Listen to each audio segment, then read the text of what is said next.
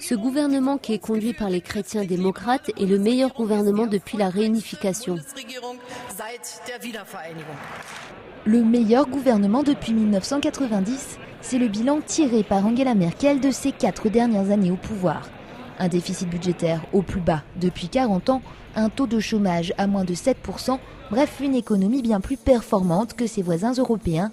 L'Allemagne s'en sort bien malgré la crise et le gouvernement fait figure d'exception en Europe où la crise ravage la popularité des gouvernants. Mais ce bilan, les analystes le nuancent, d'autres y auraient contribué. Ce développement que l'on a actuellement est avant tout le bénéfice du gouvernement Merkel-SPD de 2005 à 2009.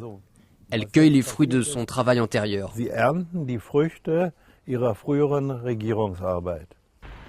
Un bilan que l'Allemagne ne devrait donc pas uniquement au travail des conservateurs, mais aussi à celui des sociaux-démocrates.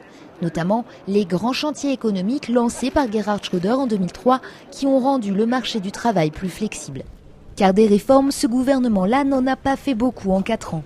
Sortie du nucléaire en 2022, réforme de l'armée et augmentation des places en crèche pour les enfants sont ses réussites majeures. Mais d'autres dossiers n'ont pas avancé, comme la fiscalité, le vieillissement de l'Allemagne ou les retraites. Mais peu importe ce bilan mitigé pour les Allemands, tant que la stabilité économique du pays se maintient. Tous les autres sujets brûlants que l'on a en ce moment sont relégués au second plan. L'affaire de la NSA, la question des drones, ce sont des points négatifs que la population n'ignore pas, mais ils n'en rejettent pas la responsabilité sur le gouvernement ou sur Merkel.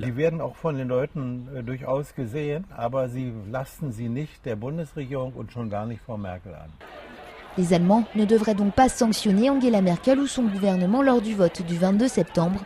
Les derniers sondages en attestent. La popularité de la chancelière flirte avec les 57%.